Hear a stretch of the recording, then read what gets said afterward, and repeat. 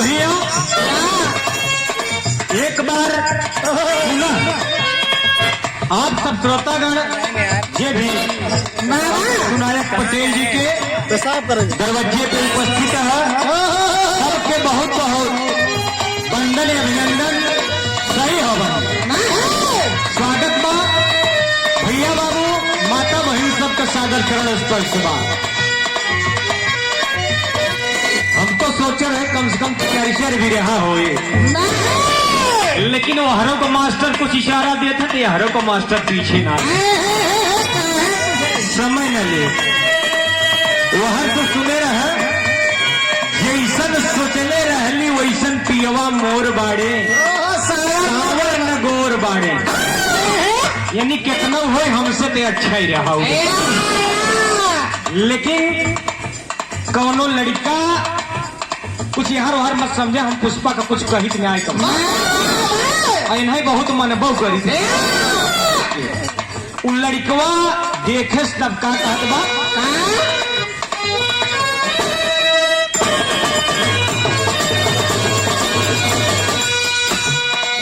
यह कहत बा, अरे गजबे का रूप तोहर गजबे सूरतिया तू पवलू ना हो।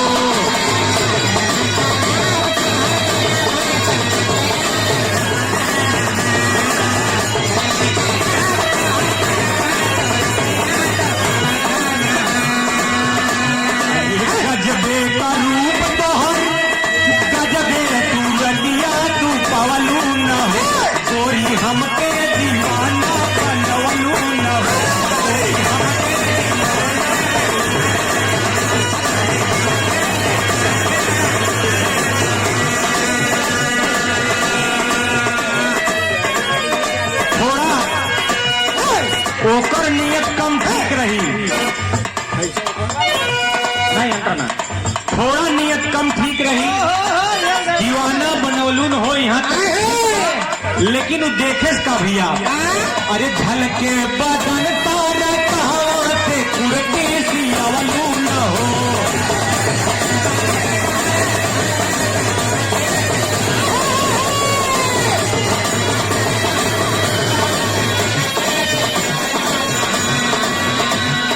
झलके बदन तारा कहाँ से कुर्ती सियावलून हो, कोई हमके दीवाना बना।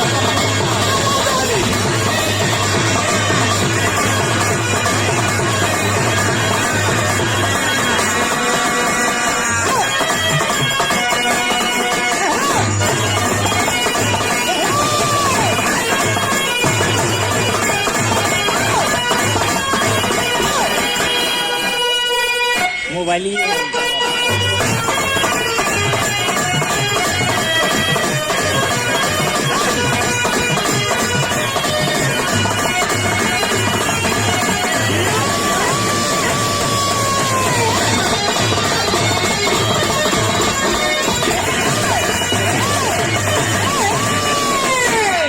भैया समय ज्यादा नहीं लेना जी बात कही सबका जवाब मिले। बड़ा बढ़िया प्रसंग सुनाया आप, बहुत बढ़िया प्रसंग।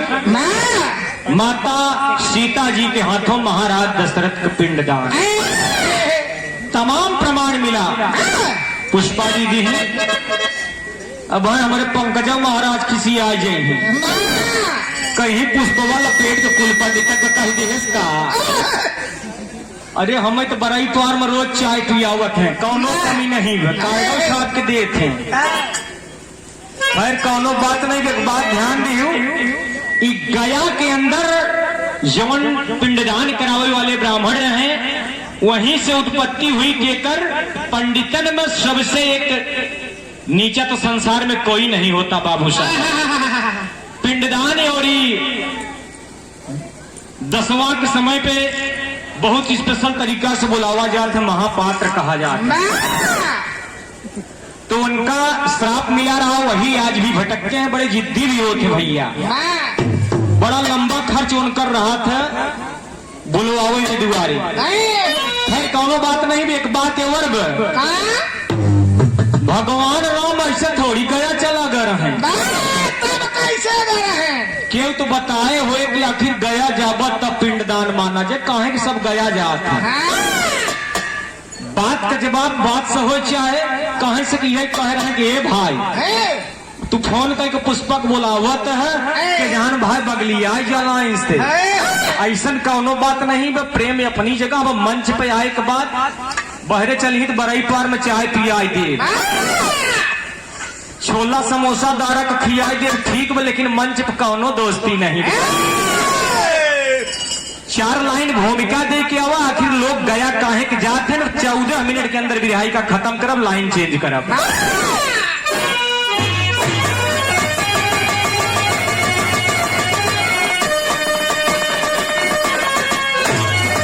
एकदम अस्थायी भाव से। तो भक्ति में शक्ति जाने ये सारा जमाना, अरे भक्तों के बस में होते तो भगवान है। तो होती भक्तों की भारी परीक्षा यहाँ, होता सफल पाता बलिदान है। तो गया असुर हर की भक्ति किया, खुश हुए जब कि देखो दयावान है। अरे श्री हरि ब्रह्मा से जाके कहे,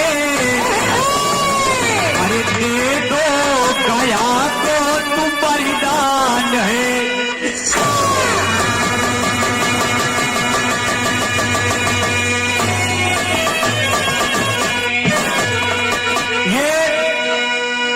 परिवार से हमारे छोटे भाई राकेश पटेल, आप शिवनायक पटेल बाबूजी के भतीजे हैं। 101 रुपया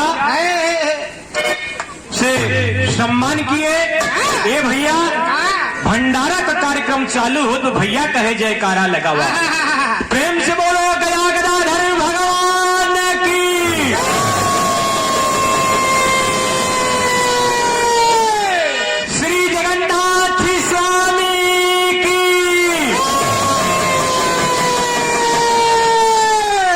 भैया बाबू आप सब जेकर इच्छा हो प्रसाद ग्रहण कर सकत है। ये हमारे सुरेश कुमार बिंद कांधापुर की पावन धरती से आप स्वर्गीय राम प्रसाद बिंद बिरहा गायक के भाई बहुत माया पुरस्कार दिए, बहुत बहुत नमन बा।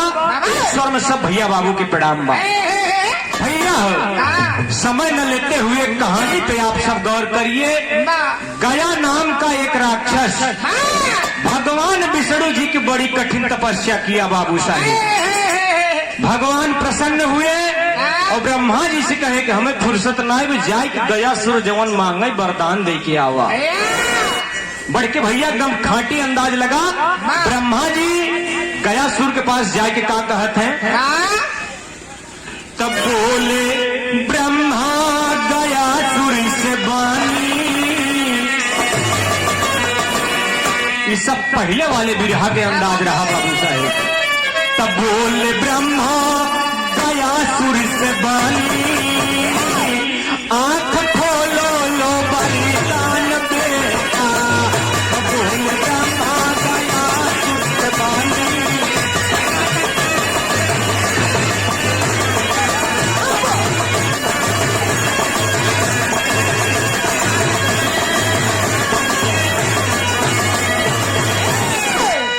भाव के देखते हुए आप श्रीमान सूर्यनाथ यादव पहलवान बाबूजी आपके कोमल कर से 201 रुपए का उत्साहवर्धन हुआ।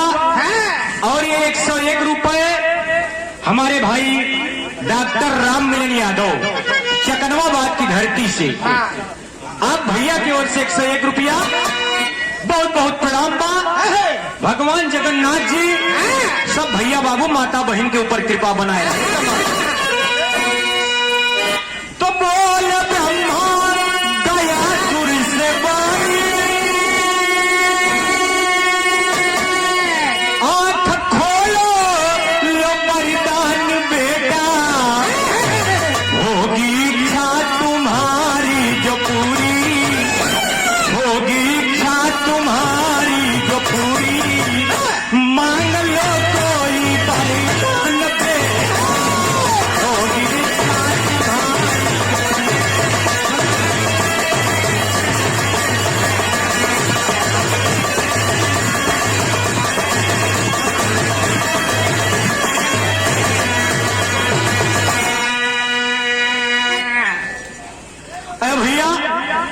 ये आप भात गया जगन्नाथ जी के भात के जो मालिक हैं, आप घर मालिक हैं श्रीमान शिवनायक पटेल साहब के कोमल कर से 251 रुपए और ये 101 रुपए श्रीमान निर्भय सिंह पटेल पुत्र सुरेश पटेल अध्यापक।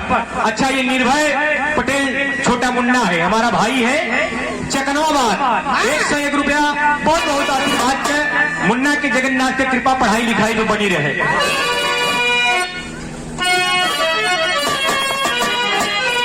ब्रह्मा जी है कहें कि बेटा गयासुर तुम्हारी तपस्या से श्री हरि भी प्रसन्न हुए, हम सब देवता प्रसन्न हुए।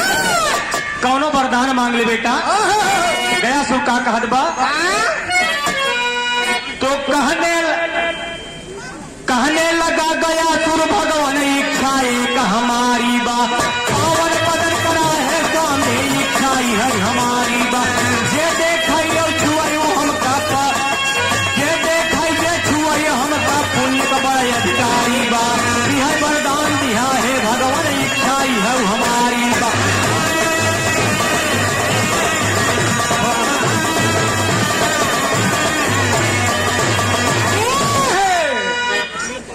ये चकनवाबाद के धरती से आप श्रीमान राय साहब गौड़ भाई साहब को कोमल कर से 101 रुपया बहुत बहुत प्रणाम।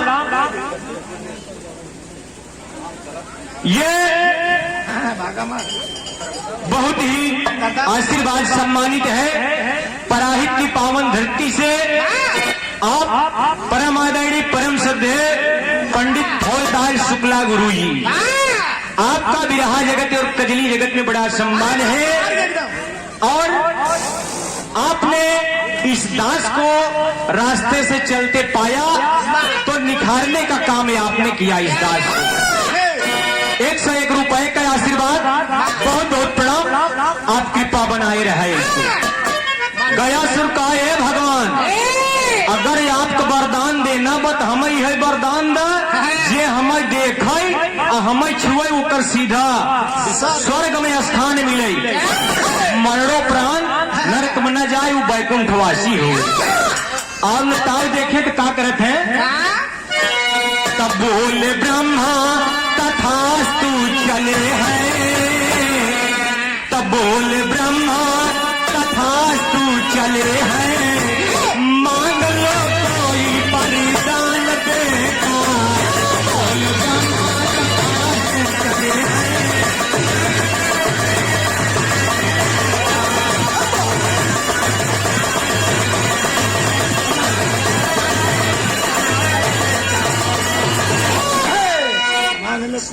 ये चकनवाबाद के पावन धरती से और श्रीमान पारसनाथ पटेल मैनेजर साहब 101 रुपए से सम्मानित किए और श्रीमान सुंदरी प्रसाद पटेल काका जी चकनवाबाद 101 रुपए से सम्मानित किए। तो प्रणाम्बा सकल पंच के प्रणाम्बा।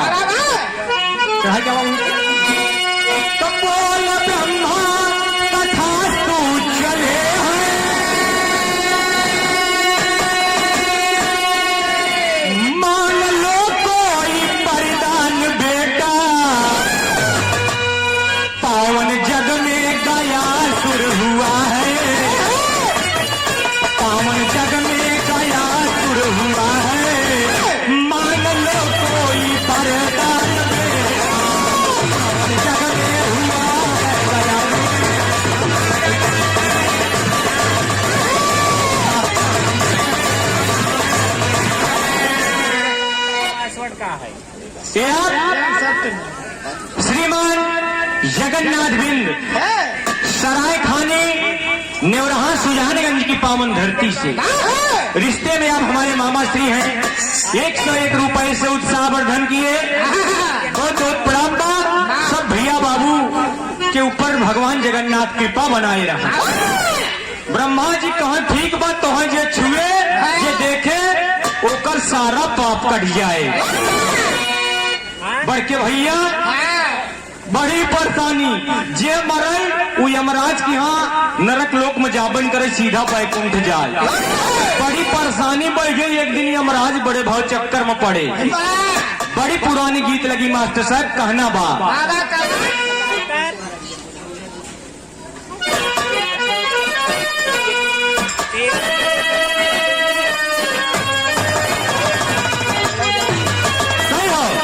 वही गीत बा। अरे गंगा जी के ऊंची बाया रारिया न हो जहां बतई भगवान।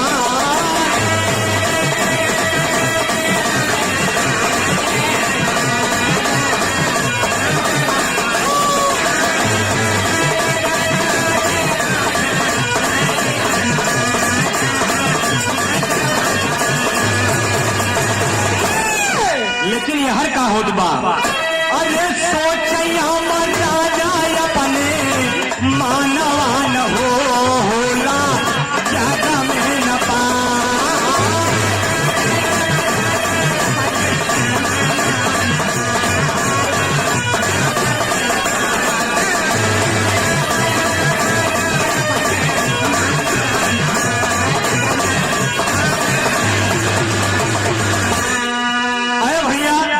ये बड़ा पावन पुरस्कार बा।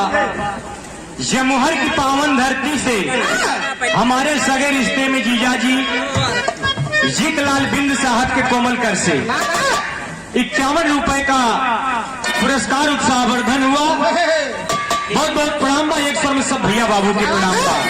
लेकिन वहीं से लगाई क्या हुआ, ये चकनमाबाद की धरती से हमारे चाचा श्रीमान विजय कुमार पटेल उर्फ पंडित और श्रीमान के कोमल कर से 101 रुपया के आशीर्वाद। बहुत बहुत प्रणाम मालिक सब भैया बाबू के ऊपर।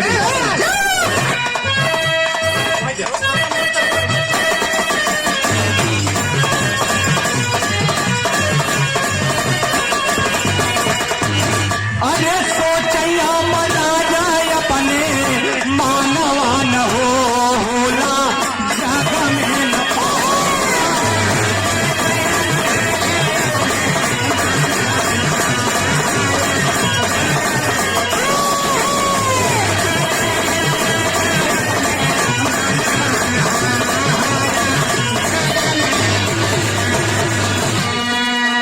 सोचत है कि धरती पे पापा ही नहीं होत बा।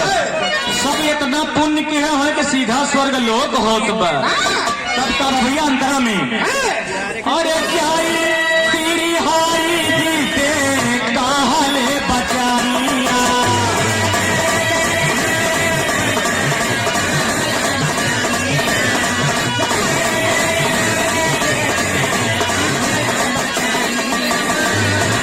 अरे काया पुर के नाचे बागी कैली परेशानी।